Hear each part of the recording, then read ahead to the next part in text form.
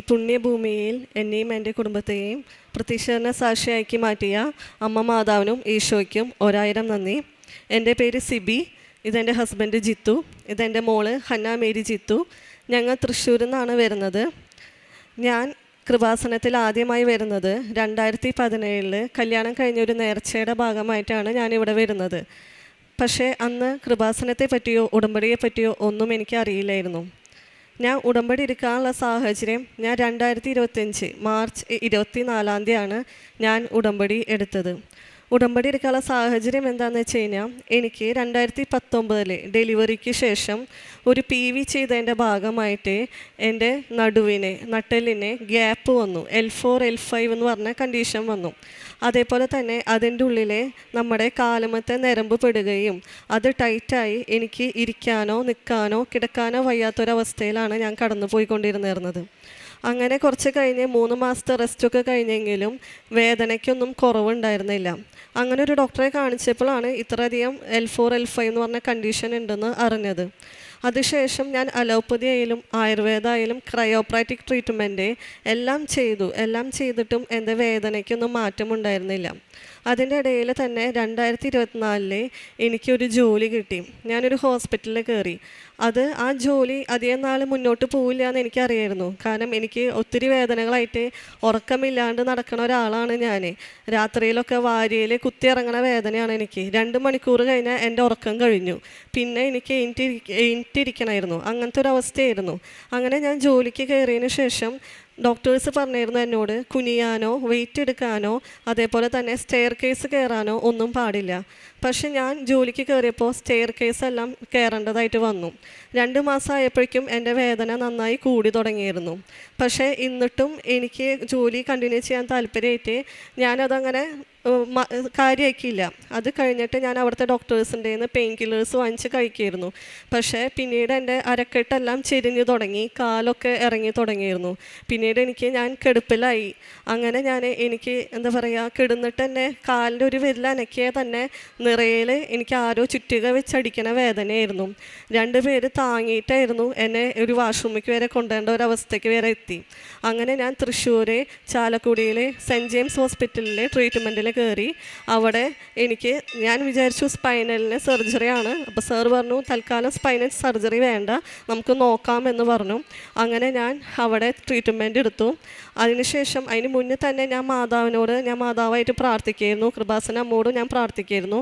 ഈ വേദന വന്ന് കൂടിയപ്പോൾ തന്നെ ഞാൻ പറഞ്ഞിരുന്നു അമ്മോട് ഞാൻ ഇവിടെ വന്ന് ഉടമ്പടി എടുക്കാം. പക്ഷേ എന്താണെന്നൊന്നും എനിക്കറിയില്ല, ആരെന്നെ കൊണ്ടുപോകുമെന്നും എനിക്ക് അറിയില്ലായിരുന്നു. അങ്ങനെ ഞാൻ ഈ തെറാപ്പി സ്റ്റാർട്ട് ചെയ്തായിരുന്നു. അപ്പോൾ തെറാപ്പിസ്റ്റായിട്ടൊരു കുട്ടിയുടെ കയ്യിലും കുട്ടിയുടെ കഴുത്തിൽ ഞാൻ ലോക്കറ്റ് കണ്ടു കൃപാസന അമ്മയുടെ. അതും എനിക്കൊരു എന്താ പറയുക, ഒരു ആശ്വാസമായിരുന്നു കണ്ടപ്പോൾ. അങ്ങനെ ട്രീറ്റ്മെൻ്റ് എല്ലാം കഴിഞ്ഞ് ഞാൻ 3 മാസം ബെഡ് റെസ്റ്റ് ഡോക്ടർ പറഞ്ഞു. അങ്ങനെ ബെഡ് റെസ്റ്റിലിരിക്കുന്ന സമയത്ത് തന്നെ എനിക്ക് ഇരിക്കാനൊന്നും പാടില്ലായിരുന്നു. വേദനകളും കാര്യങ്ങളൊക്കെ നന്നായിട്ട് തന്നെ ഉണ്ടായിരുന്നു. അങ്ങനെ ഇരിക്കുമ്പോഴാണ് ഞാൻ എപ്പോഴും എൻ്റെ കയ്യിൽ കൊന്ത ഉണ്ടായിരുന്നു. ആ കൊന്ത കാണാതായി. അങ്ങനെ എൻ്റെ ഫാമിലി ഫ്രണ്ടായിട്ടുള്ള ചേച്ചി എന്നെ കാണാൻ വരികയും ഒരു പുതിയ കൊന്ത കൃപാസനത്തിൻ്റെ തന്നെ എനിക്ക് കൊണ്ടുവന്ന് തരികയും ചെയ്തു. ആ ചേച്ചിയാണ് എനിക്ക് കൃപാസനത്തെ പറ്റിയും ഉടമ്പടിയെ പറ്റിയും എല്ലാം കൂടുതൽ പറഞ്ഞു തന്നത്. അങ്ങനെ ഞാൻ 1 മാസം ഉടമ്പടി എടുക്കാനായിട്ട് ഒരുങ്ങി. അങ്ങനെ 1 മാസം കഴിഞ്ഞതിന് ശേഷം ഞാൻ ഉടമ്പടിക്ക് വന്നു. ഇവിടെ ബസ്സിലാണ് ഞാൻ വന്നത്. ബ്രദറിൻ്റെ ഒപ്പമാണ് ഞാൻ വന്നത്. ഞാൻ തൃശ്ശൂരിൽ നിന്ന് ഇത്രയും ദൂരം കയറിയപ്പോൾ തന്നെ എനിക്ക് മാതാവിൻ്റെ മുല്ലപ്പൂവിൻ്റെ മണം കിട്ടി. അതിവിടെ എത്തണ വരെ 10 മിനിറ്റ് മുന്നേ വരെ എനിക്ക് കിട്ടിയിരുന്നു. അതിനുശേഷം കൃപാസനത്തിൻ്റെ അകത്ത് കയറിയപ്പോഴും എനിക്ക് മുല്ലപ്പൂവിൻ്റെ സുഗന്ധാഭിഷേകം കിട്ടി, ക്ലാസ്സിലും കിട്ടി. കാരണം അന്നേരമൊക്കെ ഞാൻ വേദന കൊണ്ടാണ് ഞാൻ എൻ്റെ ഉടമ്പടി എന്നാലും എൻ്റെ മാതാവ് എന്നെക്കൊണ്ട് പൂർത്തീകരിക്കാൻ സാധിച്ചു. അതിനുശേഷം ഞാൻ വീട്ടിൽ പോയി പ്രാർത്ഥന തുടങ്ങി. അങ്ങനെ ഇരിക്കുമ്പോൾ തന്നെ ഒരു ദിവസം ഞാൻ ജോസഫ് അച്ഛനെ സ്വപ്നം കണ്ടു. അപ്പോൾ ജോസഫ് അച്ഛനെ സ്വപ്നം കണ്ടത് അച്ഛൻ ഒരു കടലാസിൽ എന്തോ ഒരു മെസ്സേജ് എനിക്ക് പാസ് ചെയ്യണതായിട്ടാണ് ഞാൻ സ്വപ്നത്തിൽ കണ്ടത്. അതെന്താണെന്ന് അറിയില്ലായിരുന്നു. പക്ഷെ എനിക്ക് തോന്നിയത് എന്താണെന്ന് വെച്ച് കഴിഞ്ഞാൽ ഞാൻ എൻ്റെ ഒരു റിലേറ്റീവായിട്ട് സംസാരിക്കലുണ്ടായിരുന്നില്ല. കാരണം ദേഷ്യമൊന്നുമല്ല, ഭയങ്കര വിഷമം. എപ്പോഴും ഓരോ പ്രശ്നങ്ങൾ ഉണ്ടാക്കുന്ന കാരണം വിഷമത്തിലായിരുന്നു. അപ്പോൾ എനിക്കറിയാം ഉടമ്പടി എടുക്കണ വന്നു കഴിഞ്ഞ് കഴിഞ്ഞാൽ എല്ലാവരുമായിട്ട് നല്ല രീതിയിൽ പോകണം, നല്ല രീതിയിൽ പിണക്കങ്ങളൊന്നും മാറ്റില്ല. അപ്പോൾ എനിക്കറിയാം ഒരു മാനുഷിക ചിന്തയിൽ ചിന്തിച്ച ആ വ്യക്തിയോട് എനിക്ക് ക്ഷമിക്കാൻ പറ്റില്ലായിരുന്നു. പക്ഷെ ഉടമ്പടിയിലായി കഴിഞ്ഞാൽ എനിക്കറിയാം എൻ്റെ ഈശോയ്ക്കും മാതാവിനും വേണ്ടി എനിക്കത് ചെയ്യാൻ സാധിക്കുന്നു. പക്ഷേ എപ്പോൾ എന്നുള്ളത് അറിയില്ലായിരുന്നു. അങ്ങനെ ഇരിക്കുമ്പോഴാണ് അച്ഛൻ്റെ സ്വപ്നത്തിൽ എനിക്ക് തോന്നി ഇതായിരിക്കും തോന്നിയിട്ട് ഞാൻ അന്ന് തന്നെ ഈ വ്യക്തിനെ ഫോണിൽ വിളിച്ച് സംസാരിച്ചു. 10 മിനിറ്റ് സംഭാഷണം എല്ലാ പിണക്കങ്ങളും മാറി. അന്ന് രാത്രി ഞാൻ വീണ്ടും ജോസഫ് അച്ഛനെ സ്വപ്നം കണ്ടു. അച്ഛൻ രാത്രി ഞാൻ വേദന കൊണ്ട് കിടക്കയിൽ കിടക്കുന്ന സമയത്ത് അച്ഛൻ കോളിമ്പല്ലടിച്ചു, വീട്ടിലേക്ക് വന്നു.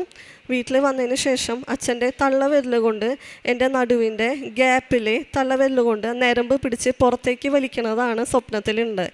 ഒരു വട്ടം അച്ഛൻ വലിച്ചു, രണ്ടാമത്തെ വട്ടവും അച്ഛൻ വലിച്ചു, മൂന്നാമത്തേൽ എൻ്റെ നടുവിലെ ഗ്യാപ്പിൽ കുടുങ്ങി കിടക്കുന്ന നരമ്പ് പുറത്തേക്ക് വരുന്നതാണ് ഞാൻ സ്വപ്നത്തിൽ കണ്ടത്.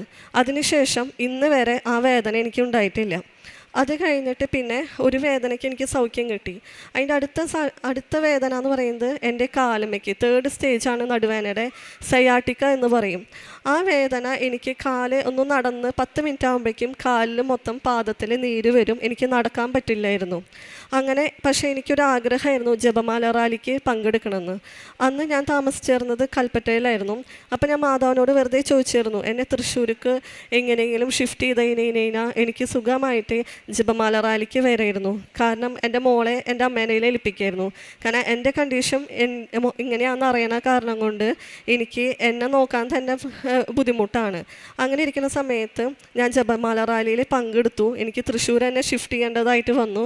അത് കഴിഞ്ഞ് ഞാൻ ജപമാല റാലിക്ക് വരുമ്പോൾ തന്നെ വേദന കൊണ്ട് പലവട്ടം ഞാൻ ഇരിക്കേണ്ട അവസ്ഥ വന്നു. ഇടയിൽ ഇരുന്നു, വേദന നന്നായി തുടങ്ങി.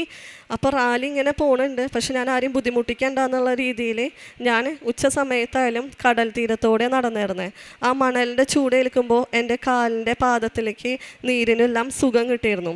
പക്ഷേ വേദന കൊണ്ട് ഞാൻ കിലോമീറ്ററോളം നടക്കുന്നുണ്ടെങ്കിലും ആ സമയത്ത് ഞാൻ സ്ക്രീനിൽ എന്ന പോലെ ഒരു TV-യിൽ കാണുന്ന പോലെ ഞാൻ കർത്താവിൻ്റെ എൻ്റെ ഈശോയുടെ ക്രൂശിത രൂപം ഇങ്ങനെ സ്ക്രീനിൽ കാണുമായിരുന്നു. അത് കാണുമ്പോൾ എനിക്ക് തോന്നി കർത്താവിൻ്റെ സഹനം വെച്ച് നോക്കുമ്പോൾ എൻ്റെ സഹനങ്ങൾ ഒന്നുമല്ല. അപ്പോൾ തന്നെ എൻ്റെ കാലിൻ്റെ വേഗത കൂടി. അങ്ങനെ ഞാൻ ജപമാല റാലി പൂർത്തീകരിച്ചു. അന്ന് രാത്രി ഞാൻ സ്വപ്നത്തിൽ എൻ്റെ മാതാവും എൻ്റെ ഈശോയും എൻ്റെ അടുത്ത് വന്നു. ഞാൻ കിടക്കുന്ന സമയത്ത് മാതാവ് നല്ല വെളിച്ചം, നല്ല പ്രകാശമായിരുന്നു. പ്രകാശത്തിൽ എൻ്റെ അമ്മ മാതാവും എൻ്റെ ഈശോയും എൻ്റെ അടുത്ത് വന്നു. അതിനുശേഷം വീണ്ടും ഞാൻ പുതുക്കി കഴിഞ്ഞിട്ട് അച്ഛനെ കാണാൻ വന്നു. അച്ഛൻ എന്നെ കണ്ട് സൈത്ത് പൂശി പ്രാർത്ഥിച്ചു, ലോക്കറ്റും തന്നു. അതിനുശേഷം നേർച്ച വസ്തുക്കളെല്ലാം ഉപയോഗിച്ചു വരുന്നു. പിന്നെ മെല്ലെ ഞാൻ എൻ്റെ എല്ലാ പണികളും ഡോക്ടേഴ്സ് എന്തെല്ലാം ജോലികൾ എന്നോട് ചെയ്യണ്ടെന്ന് പറഞ്ഞോ അതെല്ലാം ചെയ്യാനുള്ള ഒരു ആത്മധൈര്യം എനിക്ക് കിട്ടി. ഇത്രയും സൗഖ്യം തന്ന എൻ്റെ അമ്മ മാതാവിനും ഈശോയ്ക്കും നന്ദി. ഇതാണ് എൻ്റെ ആദ്യത്തെ നിയോഗം. രണ്ടാമത്തെ നിയോഗം എന്ന് പറയുന്നത് എൻ്റെ ഹസ്ബൻഡിന് ഒരു ജോലി നല്ലത് വേണമെന്നായിരുന്നു. അതായത് ഈ ആൾ ജോലി ചെയ്ത് തുറന്നിടത്ത് എല്ലാ ദിവസവും ജോലി ഉണ്ടായിരുന്നു. സൺഡേസിലും ഒക്കെ ജോലിയാണ്, ദുഃഖവെള്ളിയാഴ്ചയും ഈസ്റ്ററിലും ഒക്കെ ജോലി ഉണ്ടായിരുന്നു. അപ്പോൾ അത് മാനസികമായിട്ട് ആളെയും ബുദ്ധിമുട്ടിച്ചിരുന്നു. ഞങ്ങൾ സൺഡേസിൽ 1 മണിക്കൂർ കുർബാന മുടങ്ങാണ്ട് കൂടെയെങ്കിലും ആൾക്ക് അതിൽ ശ്രദ്ധിക്കാൻ പറ്റുന്നുണ്ടായിരുന്നില്ല കുർബാനയിൽ.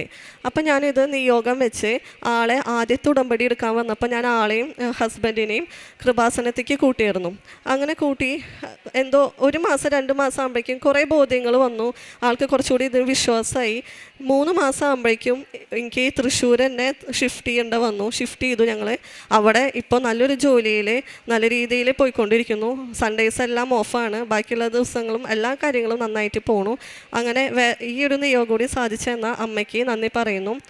മൂന്നാമത്തെ എൻ്റെ നിയോഗം എന്ന് പറയുന്നത്, ഇപ്പോൾ ഹസ്ബൻഡ് മുന്നേ വർക്ക് ചെയ്തെന്ന സ്ഥലത്തു നിന്ന് സാലറി ബേസിൽ കുറച്ച് പൈസ കിട്ടാനുണ്ടായിരുന്നു. അപ്പോൾ അതവർ തന്നേർന്നില്ല. അപ്പോൾ അത് ഞാൻ നിയോഗം വെച്ചിട്ടുണ്ടായിരുന്നു. ആൾക്ക് ചോദിക്കാനും ബുദ്ധിമുട്ടായിരുന്നു. അപ്പോൾ ഞാൻ നിയോഗം വെച്ച് എനിക്ക് നീലത്തിരിയിലെ 7 എന്നുള്ള നമ്പർ മാതാവ് കാണിച്ചു തന്നു. അങ്ങനെ ഒരു മെയ് 7-ാം തീയതി ഹസ്ബൻഡ് തന്നെ ഞാൻ ചോദിക്കാം എന്നുള്ള രീതിയിൽ വരികയും ചോദിച്ച് ആ മാസം തന്നെ ഒരു ഫുൾ എമൗണ്ട്, ഒരു 6 ലക്ഷത്തോളം രൂപ നമുക്ക് കിട്ടുകയും ചെയ്തു. അമ്മ മാതാവിനും ഈശോയ്ക്കും നന്ദി. അടുത്ത എൻ്റെ നിയോഗം എന്ന് പറയുന്നത് എൻ്റെ മോളുടെ ആയിരുന്നു. മോൾക്ക് ചെറുതിലേ തൊട്ട് ഇങ്ങനെ ടോൺസിലൈറ്റീസും ഇടയ്ക്കിടയ്ക്ക് പനികളും വരുമായിരുന്നു. അപ്പോൾ അത് കുറേ നമ്മൾ വയനാട്ടിലായിരുന്നു അന്നേരം. അപ്പോൾ നമുക്ക് വിചാരിച്ചു ക്ലൈമറ്റിൻ്റെ ആണ്. പക്ഷേ ആഴ്ചയിലും ഈ വയ്യായ വന്നു, കണ്ടുപിടിക്കണില്ല, എപ്പോഴും ടോൺസിലൈറ്റീസ് ആയിരുന്നു. അങ്ങനെ ഞാൻ ഉടമ്പടി നേർച്ച വസ്തുക്കളൊക്കെ ഉപയോഗിച്ചതിൻ്റെ ഫലമായിട്ട് ഒരു ദിവസം നല്ല പനി വരികയും ആൾ ഹോസ്പിറ്റലിൽ അഡ്മിറ്റ് ആവുകയും ചെയ്തു. അങ്ങനെ ഇരിക്കുമ്പോഴാണ് അഡിനോയിഡ് ഗ്രേഡ് 3 ആണ് കണ്ടുപിടിച്ചത്. ഞാൻ ആ സമയത്ത് ഇവിടെ വന്ന് അച്ഛനെ കണ്ടു. അച്ഛൻ്റെ ബ്ലെസ്സിങ്സ് മോൾക്ക് വാങ്ങിച്ചു, ലോക്കറ്റൊക്കെ തന്നു. അപ്പോൾ മൂക്ക് വേദനയും കാര്യങ്ങളൊക്കെ പറഞ്ഞിരുന്നു മോള്. അതിനുശേഷം ഇന്ന് വരെ മോൾക്ക് വേദനകളോ അതിൻ്റെ ബുദ്ധിമുട്ടുകളോ ടോൺസിലൈറ്റിസോ ഒന്നും തന്നെ ഇതുവരെ വന്നിട്ടില്ല. അമ്മയ്ക്കും ഈശോയ്ക്കും 1000 നന്ദി. ചെറുതും വലുതുമായ ഒരുപാട് അനുഗ്രഹങ്ങൾ അമ്മ എനിക്ക് ചെയ്തു തന്നിട്ടുണ്ട്. അമ്മയുടെ പ്രസൻസ് മെഴുതിരിയിൽ ഹാർട്ടായിട്ടും സുഗന്ധാഭിഷേകങ്ങളുമായിട്ടും സ്വപ്നദർശനം സെപ്റ്റംബർ 8 വരെ അമ്മ എന്നെ സ്വപ്നത്തിൽ വന്ന് കണ്ടിട്ടുണ്ടായിരുന്നു. ഇത്രയേറെ അനുഗ്രഹം തന്ന അമ്മയ്ക്കും ഈശോയ്ക്കും ഒരുപാട് നന്ദി. ഇനിയും ഞാൻ തുടർന്ന് ഉടമ്പടിയിൽ എന്നെ മുന്നോട്ട് പോവും. ഈശോയ്ക്ക് നന്ദി. ഞാൻ എൻ്റെ സാക്ഷ്യം നിർത്തുന്നു. പ്രേക്ഷിത പ്രവർത്തനം ഞാൻ ചെയ്യുന്നത് പത്രം ഓട്ടോ സ്റ്റാൻഡിലും പള്ളികളിലും അതേപോലെ തന്നെ ഇങ്ങനെ ടൗണുകളിലൊക്കെ ആയിട്ട് ഞാൻ വിതരണം ചെയ്യാറുണ്ട്. കാരുണ്യ പ്രവൃത്തികളെന്ന് പറഞ്ഞു കഴിഞ്ഞാൽ പൊതിച്ചോറ് എല്ലാ മാസം ഞാൻ കൊടുക്കാറുണ്ട്. ഡ്രസ്സുകൾ കൊടുക്കും. പിന്നെ നേർച്ച വസ്തുക്കൾ ആവശ്യമുള്ളവർക്ക് നേർച്ച വസ്തുക്കൾ വാങ്ങിച്ചു കൊടുക്കും. പല രോഗികളെ കണ്ട് നേർച്ച വസ്തുക്കൾ പ്രാർത്ഥിച്ച് തൈലം പുരട്ടിയതിൻ്റെ ഫലമായിട്ട് അവർക്കെല്ലാം സൗഖ്യം ലഭിച്ചിട്ടുണ്ട്. മെയിൻ ഞാൻ ചെയ്യാം മാതാവിനെ പറ്റിയിട്ട് കൂടുതൽ ഞാൻ മറ്റുള്ളവരോട് പറയുകയാണ് ചെയ്യുന്നത്. ഇത്രയേ ഉള്ളൂ. ഇത്രയേറെ അനുഗ്രഹം തന്ന ഒരിക്കൽ കൂടി ഇത്രയേറെ അനുഗ്രഹം തന്ന അമ്മയ്ക്കും ഈശോയ്ക്കും ഒരുപാട് നന്ദി. സങ്കീർത്തനങ്ങൾ 139 1 മുതലുള്ള വാക്യങ്ങൾ. കർത്താവെ, അവിടുന്ന് എന്നെ പരിശോധിച്ചറിഞ്ഞിരിക്കുന്നു. ഞാനിരിക്കുന്നതും എഴുന്നേൽക്കുന്നതും അവിടുന്ന് അറിയുന്നു. എൻ്റെ വിചാരങ്ങൾ അവിടുന്ന് അകലെ നിന്ന് മനസ്സിലാക്കുന്നു. എൻ്റെ നടപ്പും കിടപ്പും അങ്ങ് പരിശോധിച്ചറിയുന്നു. എൻ്റെ മാർഗങ്ങൾ അങ്ങേക്ക് നന്നായി അറിയാം. പരിശുദ്ധ അമ്മയുടെ പ്രത്യക്ഷീകരണ സാക്ഷിയായിട്ട് സിബി ജിത്തു തൃശ്ശൂർ തൻ്റെ അനുഭവ സാക്ഷി നമുക്ക് മുമ്പിൽ പങ്കുവെക്കുകയായിരുന്നു. തനിക്ക് തൻ്റെ ജീവിതം സംബന്ധിച്ച നടുവുവേദനയും അതേ തുടർന്ന് കാലിലേക്ക് ഇറങ്ങുന്ന വേദനയും അത് ഒത്തിരിയേറെ വേദനയോടെയാണ് കടന്നുപോവുകയൊക്കെ ചെയ്തത്. അതേ തുടർന്നാണെങ്കിൽ 3 മാസത്തോളം ബെഡ് റെസ്റ്റ് എടുക്കുമ്പോൾ തന്നെയാണ് പൂർണ്ണമായിട്ടും ഉടമ്പടിയെക്കുറിച്ച് അറിയുവാനും ഉടമ്പടിയിൽ ചേർന്നുകൊണ്ട് തൻ്റെ ജീവിതത്തെ ഒന്ന് ക്രമപ്പെടുത്തുവാനും വരുവാനുള്ള ആഗ്രഹങ്ങളൊക്കെ ഉണ്ടായിരുന്നത്. എന്നാൽ 3 മാസത്തെ റെസ്റ്റിനും ശേഷമെല്ലാം ഇവിടെ വന്നുകൊണ്ട്, കാരണം ഇവിടെ വരുമ്പോൾ തന്നെ പരിശുദ്ധ അമ്മയുടെ ഒരു സംരക്ഷണയിലാണ് ഇങ്ങോട്ടേക്ക് കടന്നു വരുന്നത്. കാരണം സുഗന്ധാഭിഷേകം ലഭിക്കുകയും ഇവിടെ വന്നത് മുതൽ പരിശുദ്ധ അമ്മയുടെ സംരക്ഷണയിൽ തൻ്റെ വേദനകൾ പരിശുദ്ധമ്മ മാറ്റിത്തരുന്നുള്ള ഒരു ഉറച്ച വിശ്വാസമാണ് ലഭിക്കുക ചെയ്യുന്നത്. തുടർന്ന് ജപമാല റാലിയിൽ പങ്കെടുക്കുമ്പോഴും മുമ്പോട്ട് പോകുമ്പോഴും പരിശുദ്ധമ്മ അതൊരു വലിയ രോഗസൗഖ്യമാക്കി നൽകുകയും ചെയ്യുന്നുണ്ട്. കാരണം ആ കടന്നുപോയ ബുദ്ധിമുട്ടും വേദനകളെന്ന് പറയുന്നത് നടുവിൻ്റെ വേദന ഒന്ന് മാറുമ്പോൾ കാലിലേക്ക് വേദന ഇറങ്ങുന്ന വലിയൊരു ബുദ്ധിമുട്ടിലാണ് കടന്നു പോയിക്കൊണ്ടിരുന്നത്. പരിശുദ്ധമ്മയോട് ചേർന്ന് നിന്നതിൻ്റെ ഫലമായിട്ട് പൂർണ്ണമായിട്ടും സിബി ജിത്തുവിന് ഒരു നടുവേദനയുടെയും കാലിൻ്റെ വേദനയും അത് പൂർണ്ണമായിട്ടൊരു രോഗസൗഖ്യം നൽകി പരിശുദ്ധമ്മ അനുഗ്രഹിക്കുകയും ചെയ്തു. അതേ തുടർന്നാണെങ്കിലും ഹസ്ബൻഡിൻ്റെ ജോലി സംബന്ധമായ അത് നല്ലൊരു ജോലി നൽകി അനുഗ്രഹിക്കുകയും അതുപോലെ തന്നെ പഴയ ജോലി സ്ഥലത്ത് നിന്ന് കിട്ടുവാനുള്ള സാലറി സംബന്ധമായ കാര്യങ്ങൾ അത് പരിശുദ്ധമ്മയോട് മധ്യസ്ഥം പ്രാർത്ഥിച്ചതിൻ്റെ ഫലമായിട്ട് അത് യാതൊരു വിധമായ തടസ്സങ്ങളും കൂടാതെ കണ്ട് ഇവർക്ക് ലഭിക്കുകയുണ്ടായി. പരിശുദ്ധ അമ്മയുടെ ഒരു വലിയ സംരക്ഷണം കൂടിയാണ് ഈ കുടുംബം മുമ്പോട്ട് പോവുകയും ചെയ്യുന്നത്. അതോടൊപ്പം തന്നെയാണെങ്കിലും ഇവിടെ മകൾക്ക് ഉണ്ടായിരുന്ന അഡിനോയിഡ് സംബന്ധമായിട്ടുള്ളതും അതോടൊപ്പം തന്നെ തോട്ട് സംബന്ധമായ അസുഖങ്ങളുണ്ടായിരുന്നത് പരിശുദ്ധ അമ്മയോട് ചേർന്നുകൊണ്ട് പലപ്പോഴും പലവിധ മരുന്നുകളൊക്കെ ഉപയോഗിച്ച് കടന്നു പോയെങ്കിലും പരിശുദ്ധ അമ്മയോട് ചേർന്നുകൊണ്ട് ഉടമ്പടി നേർച്ച വസ്തുക്കളോട് ഉപയോഗിച്ചുകൊണ്ട് മാത്രമാണ് ഈ കുഞ്ഞുമകൾക്ക് പൂർണ്ണമായിട്ടും രോഗസൗഖ്യം നൽകിയത്. ഈ വാക്കുകളിൽ നിന്ന് നമുക്ക് പൂർണ്ണമായിട്ട് മനസ്സിലാക്കുന്നത് പരിശുദ്ധ അമ്മയുടെ പൂർണ്ണമായൊരു സംരക്ഷണയുടെ കീഴിലാണ് ഈ കുടുംബം മുമ്പോട്ട് പോകുന്നത്. ഇനിയും മുമ്പോട്ടുള്ളവരുടെ യാത്രയിൽ പരിശുദ്ധ അമ്മയുടെ പ്രത്യക്ഷീകരണ സാക്ഷികളായിട്ട് ഈ കുടുംബത്തെ ഉയർത്തണമേ നമുക്ക് പ്രാർത്ഥിക്കാം. ഒപ്പം നമ്മളെയും പ്രത്യക്ഷീകരണത്തിൻ്റെ സാക്ഷികളായിട്ട് മാറ്റട്ടെ എന്ന് നമുക്കും എൽത്താനയ്ക്ക് മുമ്പിൽ പ്രാർത്ഥിക്കുകയും ചെയ്യാം. അത്യപൂർവ ദൈവാനുഭവങ്ങൾ ഇനി നിങ്ങൾക്കും സ്വന്തം. ഈ യൂട്യൂബ് ചാനൽ ഇതുവരെ സബ്സ്ക്രൈബ് ചെയ്തിട്ടില്ലെങ്കിൽ ഇപ്പോൾ തന്നെ സബ്സ്ക്രൈബ് ചെയ്യുക. ഈ വീഡിയോ ഇപ്പോൾ തന്നെ നിങ്ങളുടെ സുഹൃത്തുക്കൾക്ക് ഷെയർ ചെയ്തുകൊണ്ട് കർത്താവിൻ്റെ പ്രേക്ഷിതരാകുക.